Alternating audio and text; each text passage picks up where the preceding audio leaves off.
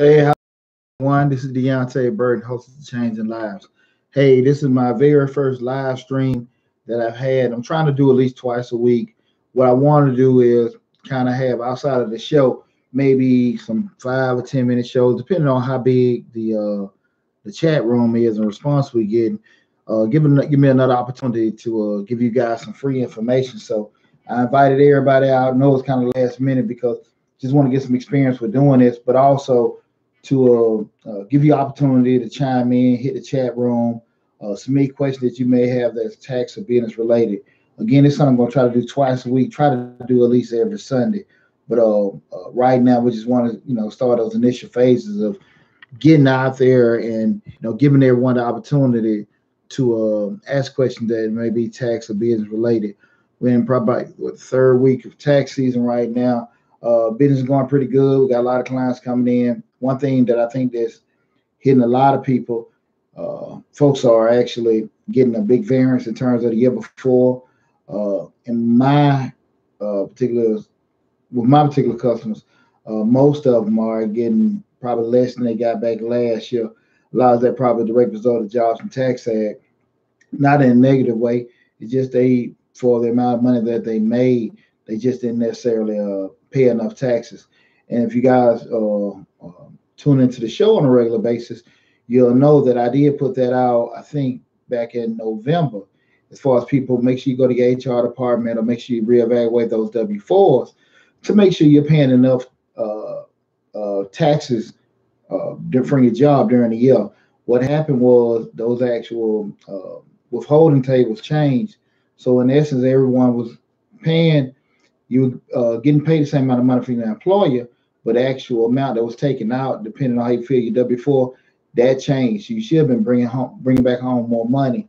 And in essence, the way that worked, as far as you bringing home more money, you were spending more in the economy. So in actuality, that would enable businesses to make more money because you're spending more money because you're bringing more home.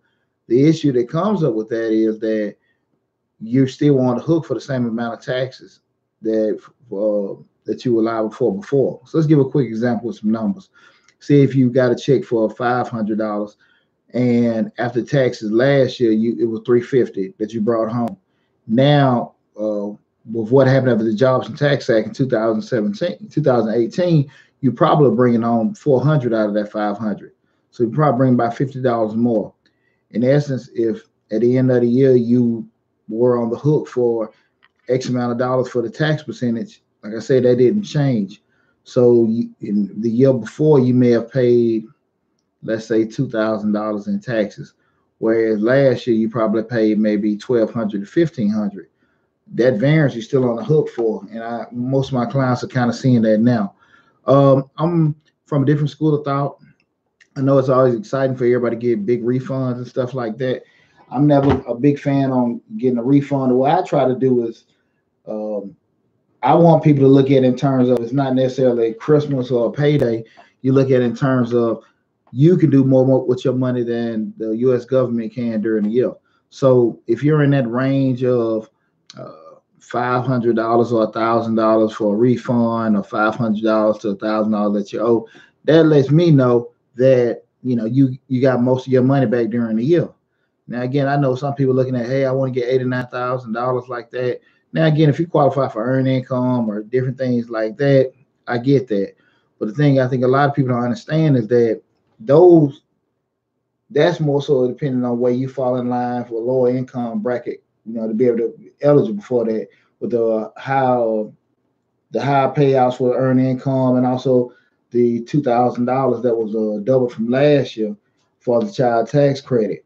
But if you're actually here working, you're making, I would say, upwards of $50,000 a year, you looking to get $7,000, $8,000, $9,000 in a tax refund, I wouldn't suggest it.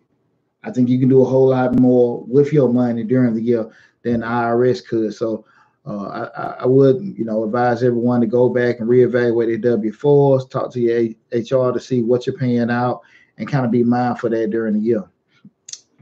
Again, if I open the floor for anybody that want to tune in to the live chat and submit questions. We're going to try to do this on a weekly or bi-weekly basis, give folks the opportunity to ask questions.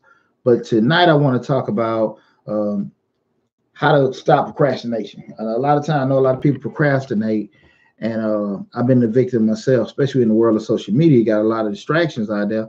It's easy to get off your rocker, to kind of check out, who's liking what, who posted this, or some people just being, outright damn nosy. So what I want to do is kind of get like four little easy tactics people can use to help you avoid procrastination.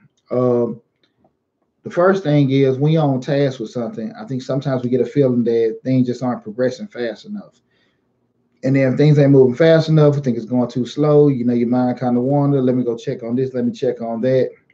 And I advise anybody just stay focused. Uh, it's super, super easy to get pulled off course when you think things aren't moving at the pace you want them to be.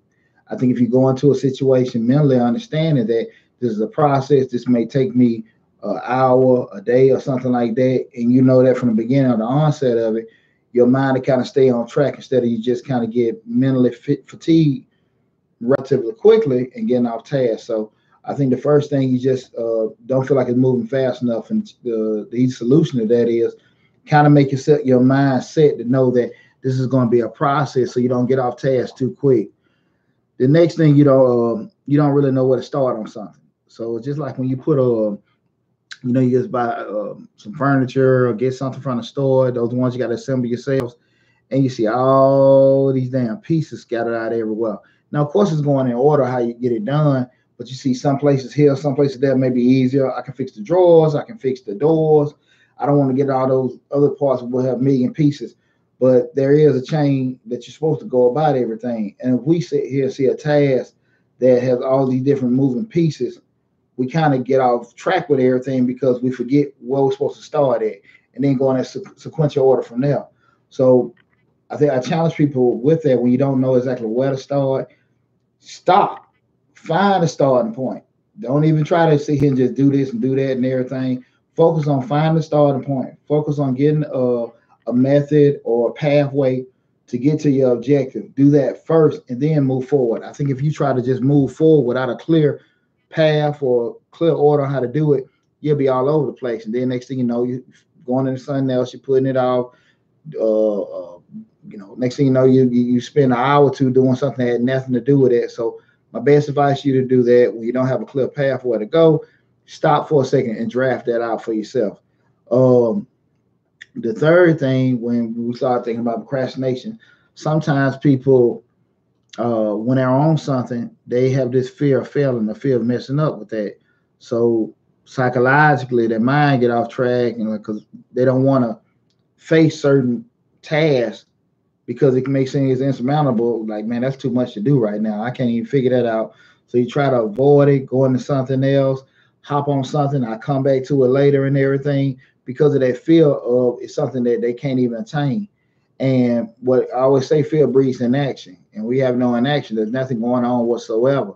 So instead of just getting in those kind of ruts where you're not doing anything and putting it off and waiting a while, or waiting for somebody to come save you, uh, number one, address what you're scared of. Okay. Then when you look at what's scared, try to find solutions to overcome that fear. Now, most time we're fearful of something because we don't know nothing about it. We haven't prepared for it. So again, make yourself knowledgeable of what you need to take care of. Usually it's not nothing that you can't handle. It's just more so something that you're unfamiliar with that you just ain't got the courage of yet to just, go head on and knock it out. But that's the third thing in terms of people afraid of failure. And like I said, again, equip yourself with enough information so you don't get off track and start procrastinating to answer that solution or take care of that. So it's just not something that you just stay away from because you're scared of. The fourth thing is, and I think this is the, the major cause with a lot of stuff when we start talking about procrastination, he just don't even want to do it. And I think when you have a task that you don't like, you don't want to get started with, you'll find every damn reason in the world not to get started with it. So I think in order for you to uh, get around something that you don't want to do is number one, just do it. I know that sounds kind of crazy, but we're not always going to be in a situation to do things that we're totally enthused about doing, or something that we like doing, but some of the tasks in order to get there, you just rather not deal with and try to skip it or anything like that. And when that happens is we'll spend 10 hours on a 2-hour task just because we didn't feel like dealing with it. You have to be professional, you have to be attentive, and you have to focus on the task at hand. Because again, like I said, you can easily get off track because it's something you don't necessarily want to deal with. Again, those four uh, four solutions I gave you on how to deal with procrastination. Um, Been in the chat room 10 minutes already. I know yapping that long, but again, it's something I'm going to try to do every Sunday. Maybe do it once or twice in a week. So if you missed me today, kind of keep a grip on. We'll say like 5 or 6 o'clock on Sunday afternoon. We'll open it up. People, you have any questions that are business related, tax related, this is your opportunity for free to tune in to me and get some good information. We're in the middle of tax season. We're at the beginning of tax season right now. Please go to my website, book an appointment, www.majesticbiz.com. My number at the office is 678-479-4007. When you go to the website, you'll see the booking or the scheduling link. Hit on that. The now consulting links, I got a phone call about that the other day. The consulting, we charge $50 for 30 minutes and $75 for an hour for a business consulting. But if you have for the income tax appointment bookings, it's free. So just scroll down, find the income tax booking, prep booking. It's free of charge. Book it, lock it in, and your appointment is set. You know, we got a strong name, strong reputation that we stand behind. 17 years. Entrepreneur.com 360 list of some of the top 360 privately owned companies in the United States. I have over 20 years experience in the financial services industry. We got a good team, good company, and I love for to service your tax preparation needs or any kind of needs you may have that may be individual or small business related. Again, that's www.majesticbiz.com, majesticbiz.com, and go to the website, book your appointment. Number is also 678-479-4007. Deonte Burden. I hope you enjoyed the information that I gave you today on ways to stop procrastination. Got tons of other little videos like that. So if you get an opportunity, please go to the YouTube page, like, share, subscribe to the page. I think our next show, we're skipping this week because of Valentine's Day, but we'll be back on the 21st. We'll be discussing what parents need to be doing for their kids to get to college. You know, in general, I think I had another video about how parents are always pushing their kids to do great in school and everything like that, but you have too many times kids have done everything they're supposed to do that the parents told them to do in high school, and then we get around that senior year, parents haven't done any damn thing for the kids to get to their next level. I'm talking about as far as you're the straight A student, and we know good grades do what? Good grades get you accepted. They don't necessarily get tuition paid. So the kid has done everything the parent told them to do, and they're ready to go to school. They're submitting to some of these schools, and the parents are letting them know right then and there we don't have money for it. So what I wanted to do is just provide a forum in terms of what parents say, listen, if you're going to push your kids to go that path and do well, this is what you need to do on your end to kind of make sure we can find some kind of agreement, and not necessarily saying the kid has to go Ivy League or anything like that, but just some strategies to kind of help your kids out. If you already send them on that upward path, you want to make sure that path is set. You know, you got a walkway for them to go down. Too often kids have done everything they were supposed to do, and their parents' solution to them is get a damn mountain full of student loans. And that's not a good damn idea altogether. So tune in to the 21st. My baby boy, William Burden, he'll be doing that show with me too. So I have a lot of good information going. Again, this is Deonte Burden, host of Change the Lives. I appreciate you guys tuning in to the night's live chat. Like I said, again, we're going to try to do this every week. So if you missed us, you know, just tune in next time and stuff. This is your opportunity to get some of that free information that be business or tax related. As always, thanks again. Deonte Burden, host of Changing Lives.